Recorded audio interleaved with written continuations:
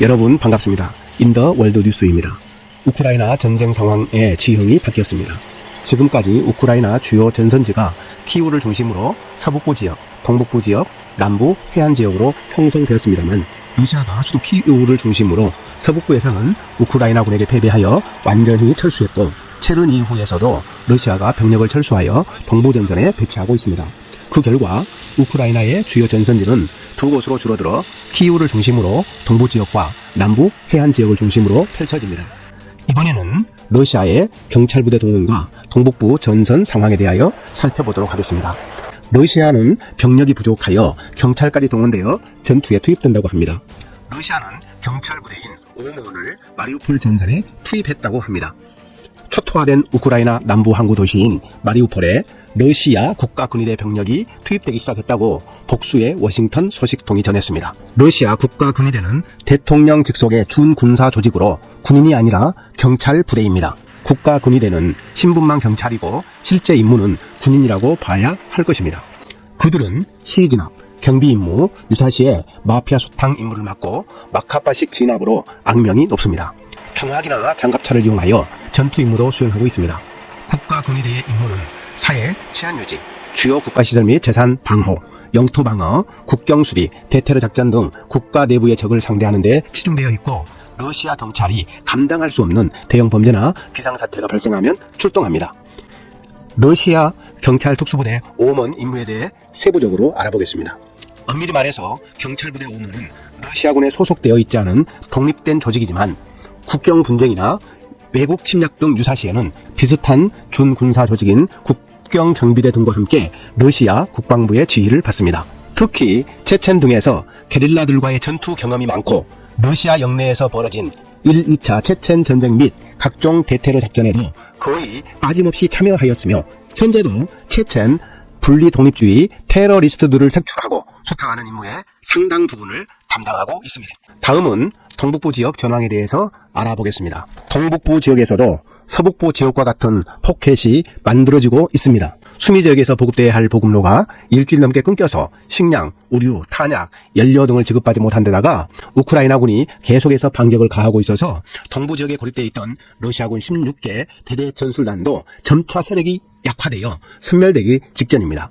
북동부 지역처럼 포켓이 거의 형성되었다고 봐야 하겠습니다. 다수의 해외 매체에 의하면 이 지역에서는 러시아군은 1만 명 정도라고 합니다. 현지 시각 4월 2일 우크라이나가 키이우 북쪽에 위치한 체르니히우주 전역에 대한 수복을 선언했습니다. 우크라이나는 북부 전선에 대한 마무리 수순에 접어들었습니다.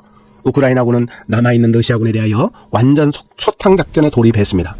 러시아는 북부 전선에서 철수한 병력을 동부로 집중 투입해서 하르키우에 대공세를 펼치고 있습니다. 동부 전선에서 잘 싸우던 우크라이나의 새로운 위기 상황이 발생했습니다. 그동안 러시아의 맹폭으로 치열한 전투가 벌어졌던 격전지 이지움을 결국 러시아가 점령하고 슬로벤스크 방면으로 이동 중입니다. 슬로벤스크는 우크라이나군이 돈바스를 방어하는 데 요충지입니다. 이곳은 우크라이나군이 반드시 지켜야 할 중요한 거점 도시입니다. 러시아는 이지움을 거점으로 새로운 공격 전술을 시작했습니다. 하지만 지금까지의 전투 상황으로 볼 때 우크라이나도 만만치 않아 치열한 전투가 예상됩니다. 특히 이지움은 동부 돈바스 방면으로 향하는 요충지여서 양측의 최대의 격전지가 될 것으로 보입니다. 우크라이나는 서부 지역에서 러시아군을 섬멸했고 나머지 러시아군도 철수를 했습니다. 그래서 서부 지역에서 방어하던 우크라이나 병력이 동부 지역으로 곧 증파될 것입니다. 또한 우크라이나 예비 병력 18만 명도 추가 파병될 것이기 때문에 하르키우를 중심으로 동부 지역에서 우크라이나군이 5위를 차지할 거라고 판단됩니다. 동부 지역 전세에 대해서 좀 더 자세히 알아보겠습니다. 러시아는 하르키우가 돈바스로 향하는 군사 요충지여서 이지움을 정복했고 하르키우를 점령하기 위해 군사력을 집중하고 있습니다. 하르키우와 돈바스 지역은 평야지대가 넓게 펼쳐 있습니다. 우크라이나군과 러시아군이 절대 물러설 수 없는 지역이어서 최대 격전지가 될 것 같습니다. 이 지역은 평야지대여서 기갑전력 우위가 승패를 좌우할 것입니다. 우크라이나는 예비군으로 편성된 세계 전차 여단과 영토 방위군의 1700여 대의 전차를 추가로 투입하여 기갑전투에 대비하고 있습니다. 이 지역에서 2차 세계대전 때 독일과 소련군이 기갑전을 펼쳐 독일이 패배했던 장소입니다. 이번에는 양측이 절대로 물설 수 없는 21세기 최대의 기갑전이 예상되어 양측의 막대한 피해가 예상됩니다. 놀라운 사실이 하나 있습니다.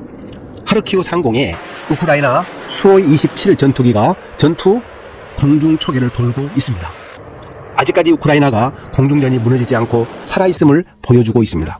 한편 러시아는 대규모의 병력을 끌어모아 돈바스 공격에 집중하고 있습니다. 돈바스는 남부 해안 지역으로 향하는 중요한 장소이고 우크라이나가 빼앗겨서는 절대 안 될 군사 요충지입니다. 다음은 미국과 북대서양 조약기구인 나토가 우크라이나에 군사 지원을 하기로 했다는 소식입니다. 젤렌스키 우크라이나 대통령이 지속적으로 요청해온 전투기와 전차 지원 중에 나토와 미국이 전차 지원을 하기로 했습니다. 특히 미국은 직접 폭발 방식의 드론, 장갑차, 야간 투시기, 탄약 등 3억 달러 정도의 군수품을 지원하기로 했고 미국 동맹국들과 함께 소련제 전차를 지원할 거라고 했습니다. 뉴욕타임즈는 미국은 나토 동맹국들과 협조해 우크라이나군이 충분히 운용할 능력이 있는 소련제 T-72 전차를 지원하기로 했다고 보도했습니다. 뉴욕타임즈는 바이든 행정부의 한 관리를 인용해 전투기와 탱크를 보내달라는 볼로디미르 젤렌스키 대통령의 요청에 따라 우크라이나군에게 익숙한 소련제 탱크를 보내는 중개 역할을 할 것이라고 밝혔습니다. 이 신문은 탱크가 공급되면 우크라이나군은 현재 친러 반군과 러시아군이 장악하고 있는 동부 돈바스 지역에 대해 장거리 포격 능력을 갖추게 된다며 서방의 탱크 공급으로 전쟁이 시작된 지 5주가 지나 장기전으로 접어들고 러시아 지상군의 진격이 교착 상태에 빠진 상태에서 우크라이나군의 새로운 국면 전환의 신호가 될 수 있다고 보도했습니다. 이상으로 인더월드 뉴스를 마치고 다음 시간에 뵙겠습니다. 감사합니다.